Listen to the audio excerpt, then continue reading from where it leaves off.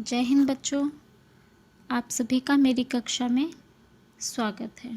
हिंदी में last time हमने second chapter start किया था, पार्ट 2, जिसकी आधी स्टोरी हम कर चुके हैं। इसमें अब तक हमने पढ़ा था कि जंगल में एक बड़ा सा पेड़ होता है जिसमें बहुत सारे पक्षी अपने बच्चों के साथ रहते हैं और उसी पेड़ में एक कोटर में बूढ़ा गिद्ध रहता है। एक दिन एक बिलाव आता है और क्या है, उस बिलाव की झूठी तारीफ सुनकर गिद्ध उसे वहाँ रहने की अनुमति दे देता है। गिद्ध को ठीक से दिखाई नहीं देता। इस बात का फ़ायदा उठाकर बिलाव क्या करता है, पक्षियों के जाने के बाद उनके बच्चों को खा जाता है। धीरे धीरे क्या होता है, पक्षियों के बच्चों की संख्या कम होती जाती है। अब क्या है, पक्षियों को चिंता होने लगती है। ठीक है, चिंता होने लगती है और इधर गिद्ध को भी इस बात का पता नहीं चला कि बिलाव क्या कर रहा है। तो अब आगे पढ़ते हैं हम। बच्चों की संख्या कम होती देखकर पक्षियों को चिंता होने लगी। उन्होंने आपस में बैठकर विचार किया कि उनके बच्चों को कोई खा रहा है।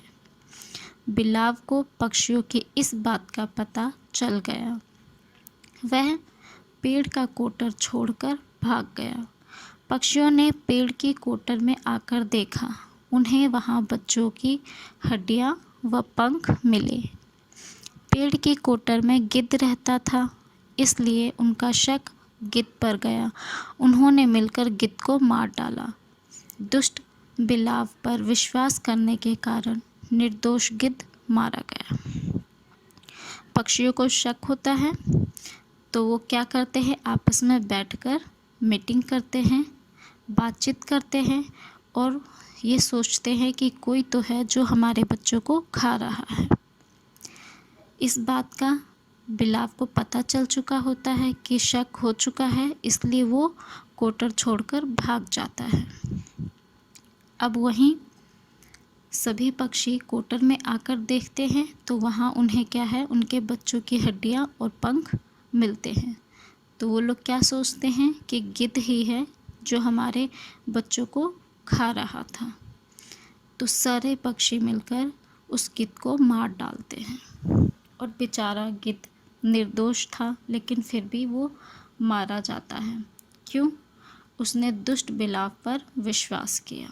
ठीक है, तो इससे आप सभी को शिक्षा क्या मिलती है कि जो दुष्ट लोग होते हैं, ठीक है, जो बुरे होते हैं, उन पे कभी भी विश्वास नहीं करना चाहिए। ओके, तो अब हम इस पाठ के प्रश्न उत्तर करते हैं। प्रश्न उत्तर पे चलते हैं। आप सभी अपनी कॉपी में साफ साफ सुंदर सुंदर राइटिंग में करेंगे। प्रश्न 1, पेड़ की कोटर में कौन रहता था? उत्तर है, कौन रहता था? गिद्ध। गिद्ध रहता था। प्रश्न 2, बिलाव ने गिद्ध की तारीफ में क्या कहा? जब बिलाव आता है तो गिद्ध की तारीफ करता है, क्या कहता है? उत्तर है, कहा कि आप बहुत बड़े धर्मात्मा और विद्वान हैं। ठीक है। प्रश्न 3 है, बिलाव को पक्षियों की किस बात का पता चल गया? किस बात का पता चला बिलाव को? यही ना, उत्तर क्या है? यही कि पक्षियों के बच्चों को कोई खा रहा है। बिलाव को पता चल जाता है कि शक हो चुका है पक्षियों को। प्रश्न 4, पक्षियों का शक गिद्ध पर क्यों गया? क्यों गया था बच्चों? पक्षियों का शक गिद्ध पर क्यों गया? उत्तर है, क्योंकि पक्षियों के बच्चों की संख्या कम हो रही थी।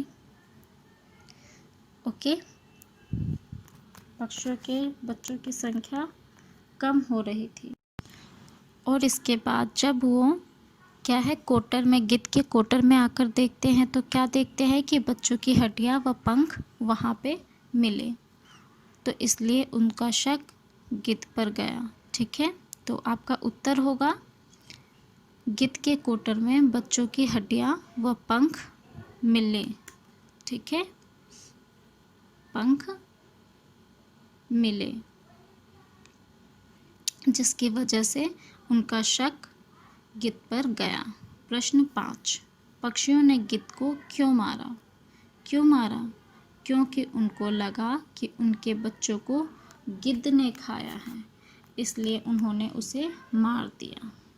ओके, आप देखिए, ये तो एक थी। अब हम अगले पे जाते हैं, दूसरा क्वेश्चन भी हम कर लेते हैं आज, ठीक है, जो क्या है, एक रिक्त स्थान है। तो रिक्त स्थान है 2, क्या है, सही शब्द चुनकर रिक्त स्थान भरिए। आपको यहाँ पे हेल्प बॉक्स दी हुई है जिसमें कुछ शब्द है, कम, बिलाव, गिद्ध, विश्वास, बच्चे। इन शब्द को इन खाली स्थान में भरना है। तो क क्या है, पेड़ की कोटर में एक डैश रहता था। कौन रहता था? गिद्ध रहता था, ठीक है, उत्तर है गिद्ध। ख, गिद्ध की आवाज़ सुनकर डैश डर गया। कौन डरा? बिलाव डरा, तो इसलिए इस खाली स्थान में क्या लिखेंगे आप? बिलाव। ग है, बिलाव ने पक्षियों के बहुत सारे डैश खा लिए। क्या खाए थे? बच्चे, तो यहाँ लिखेंगे आप बच्चे खा लिए। घ, बच्चों की डैश संख्या को देखकर पक्षियों को चिंता होने लगी। क्या संख्या? डैश में क्या आएगा? कम संख्या को देखकर। ड़ है, दुष्ट बिलाव पर डैश करने के कारण निर्दोष गिद्ध मारा गया।